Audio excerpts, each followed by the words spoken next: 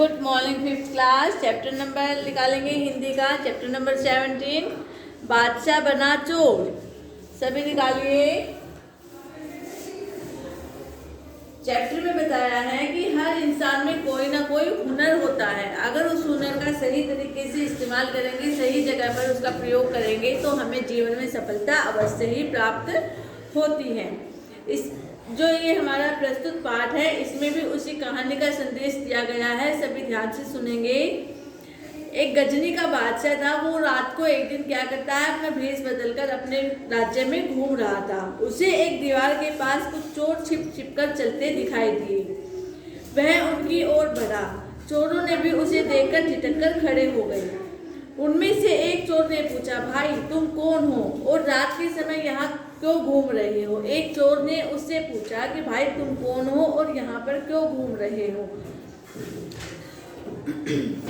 बादशाह ने कहा, मैं भी तुम्हारा भाई हूँ और धंधा करने निकला हूँ। क्या है, बादशाह ने भी झूठ बोला कि मैं तुम्हारा भाई हूँ और धंधा करने के लिए निकला हूँ। चोर बड़े प्रसन्न हुए और कहा, तुमने बड़ा अच्छा किया जो हमें मिल गए। आदमी जितने ज्यादा होंगे उतना ही अधिक माल लूट सकेंगे। चलो राजमहल में चोरी करें। क्या है, चोरों ने कहा कि ठीक है भाई, हम जितने आदमी ज्यादा होंगे काम उतना ही अच्छा होगा। तो चलो चारों पांचों चलते हैं और राजमहल में जाकर चोरी करते हैं। जब सभी चोर आगे बढ़े तो उनमें से एक ने कहा, पहले यह तो जान ले कि कौन आदमी किस काम में माहिर है। जो आदमी ज्यादा गुणवान होगा वही हमारा सरदार होगा। सभी कहते हैं, उनमें से एक बोलता है कि पहले सभी ये जान ले कि कौन व्यक्ति कौन सा काम करेगा। उसी के अकॉर्डिंग क्या करेंगे हम, जो जिस काम में माहिर होगा उसको वही काम देंगे। ठीक है, फिर उसी को अपना सरदार बनाएंगे। प्रत्येक चोर ने अपनी विशेषता बताने आरंभ की। एक बोला, मैं मिनटों में ही कुत्ते से मित्रता कर सकता हूँ। एक ने कहा सबसे पहले कि मैं कुत्ते से सबसे जल्दी मित्रता कर सकता हूँ। हमारे काम में कुत्तों से बड़ी अड़चन होती है। क्या है, हमारे जब काम हम चोरी करने जाते हैं तो हमारे काम में कुत्तों की बड़ी अड़चन होती है। मैं उन्हें शांत करना जानता हूँ। दूसरा चोर बोला, मेरी आंखें अंधेरे में भी अच्छी तरह देख लेती हैं। दूसरा कहता है कि जो मेरी आंखें हैं वो अंधेरे में भी अच्छी तरीके से देख लेती हैं। तिजोरी कहाँ है, मैं अंधेरे में भी आसानी से देख सकता हूँ। तीसरा चोर बोला, मैं सेंध लगाने में माहिर हूँ। मोटी से मोटी दीवार में इतनी आसानी से छेद कर सकता हूँ कि जरा भी आहट नहीं होती है। क्या है, पहले ने कहा कि मैं कुत्तों को वश में कर सकता हूँ। दूसरे ने कहा कि मैं अंधेरे में भी आसानी से देख सकता हूँ कि तिजोरी कहाँ पर है। और तीसरे ने कहा कि मैं निशाना इतने अच्छे से लगाता हूँ कि भारी से भारी दीवार में भी बिना आवाज किए छेद कर सकता हूँ। चौथा चोर बोला, मैं गड़े हुए धन का पता लगा सकता हूँ। जहाँ पर जैसे हम धन को कहीं पर गड़ा देते हैं तो उसके विषय में मैं बता सकता हूँ। मैं मिट्टी सूंघकर बता सकता हूँ कि धन कहाँ गड़ा हुआ है। पांचवें चोर ने कहा, मैं ऊंची से ऊंची इमारत पर बिना किसी सहारे के चढ़ सकता हूँ। सभी ने अपनी अपनी विशेषता बताई है। फिर ऊपर पहुंचकर अपने साथियों को भी चढ़ा सकता हूँ। जब सबने अपने अपने गुण बता दिए तो उन्होंने बादशाह की ओर देखा। एक चोर ने पूछा, तुम भी तो अपनी विशेषता बताओ जिससे हम अनुमान लगा सके कि तुम्हारे काम में कैसी हमारी सहायता करो। सारे चोरों ने अपनी अपनी एक एक विशेषता बताई। फिर उसके बाद सभी ने पूछा, जो बादशाह था उससे पूछा कि आप भी तो अपनी विशेषता हमें बताइए कि जिसके सहारे हम आपके अनुमान लगा सके कि आपको कौन सा काम, आप किस काम में हमारी सहायता करोगे। बादशाह ने मुस्कुराकर कहा, मुझ में ऐसा गुण है जो तुम में किसी में भी नहीं है। उसने कहा कि मुझ में ऐसा गुण है कि जो आप में से किसी के पास भी नहीं है। अरे वाह, ऐसा क्या गुण है, हमें भी बताओ, चोरों ने कहा। चोर कहते हैं कि ऐसा कौन सा गुण है जो आपके पास है, हमें भी बताओ। बादशाह ने कहा, मैं अपराधों को क्षमा कर सकता हूँ। अगर हम लोग चोरी करते हुए पकड़े गए तो हमें मृत्युदंड मिलेगा, परंतु मेरी दाढ़ी में यह विशेषता है कि इसके हिलाते ही सारे अपराध माफ हो जाते हैं। हम चोरी करके भी सजा से बच सकते हैं। उसने क्या कहा कि मेरे पास एक ऐसा है जो किसी के पास भी नहीं है। तो चोरों ने पूछा, उसके पूछने पर बताया कि मेरे पास सबसे बड़ा क्या है कि मैं चोरों को क्षमा कर सकता हूँ। जिसको मृत्यु दंड मिलेगा उसको अपनी दाढ़ी हिलाकर उसको जीवन दान दे सकता हूँ, मतलब कि उसका एक अपराध क्षमा कर सकता हूँ। सभी बच्चे इसको यहाँ तक रिवाइज करेंगे। Chapter number 17 5th class.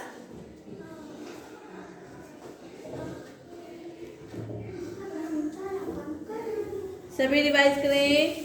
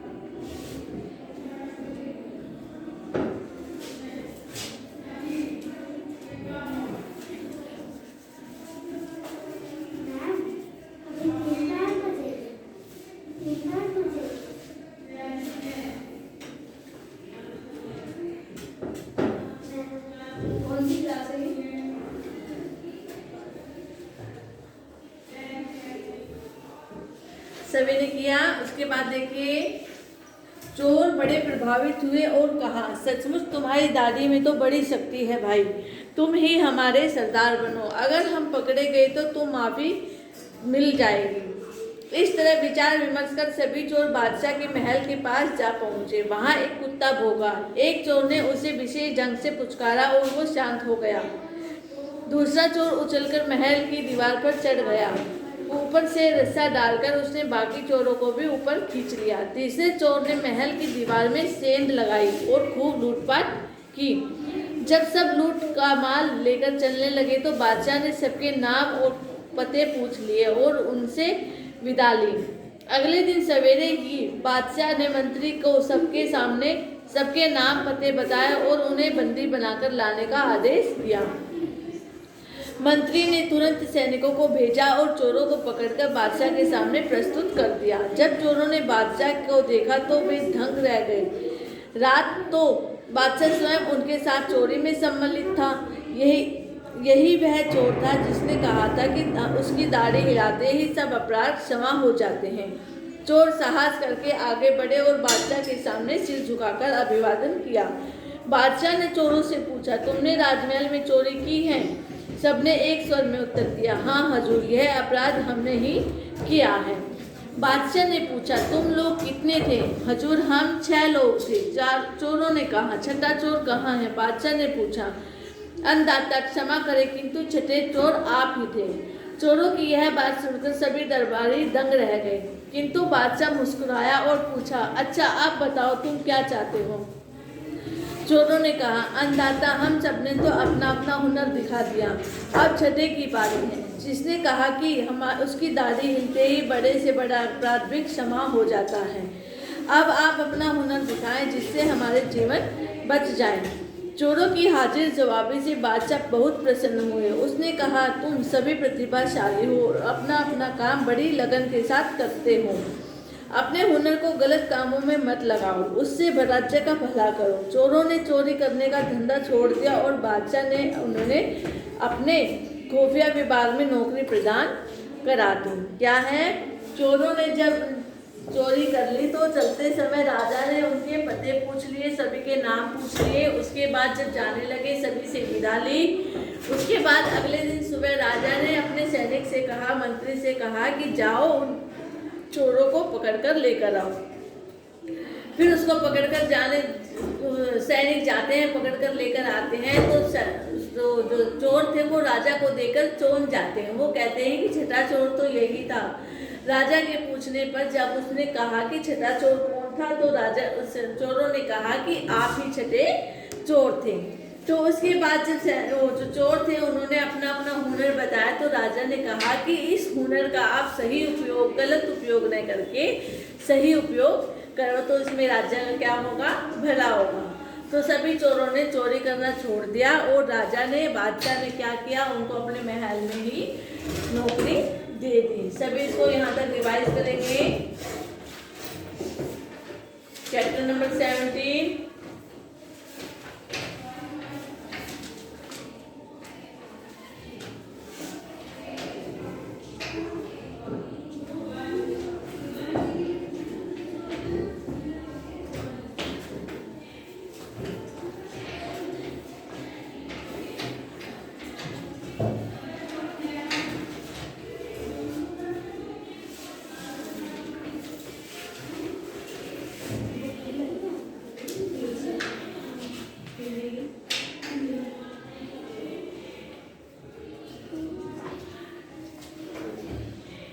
सभी रिवाइज करेंगे। Fifth class.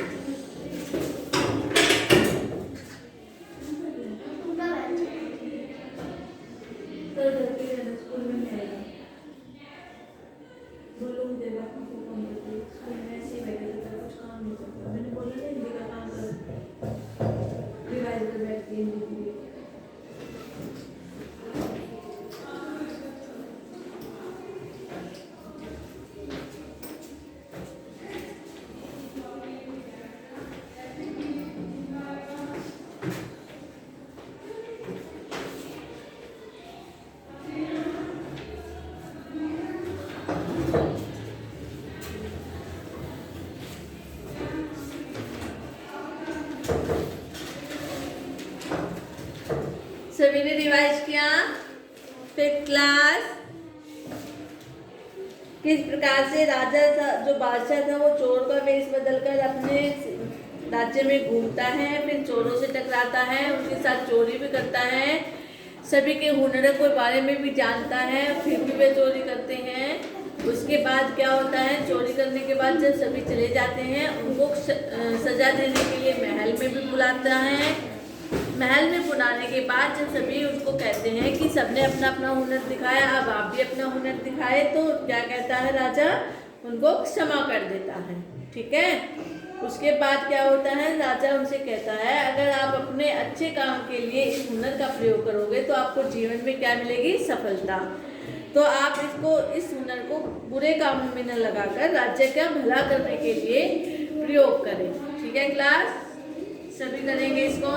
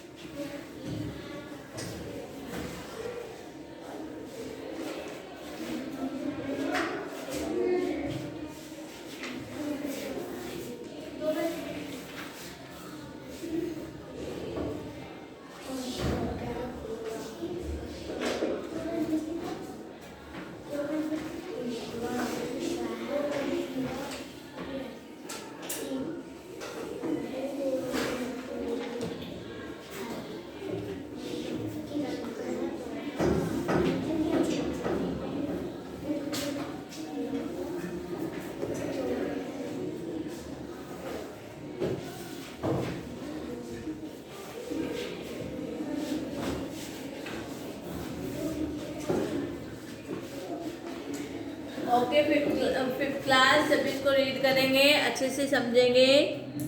Okay class, thank you.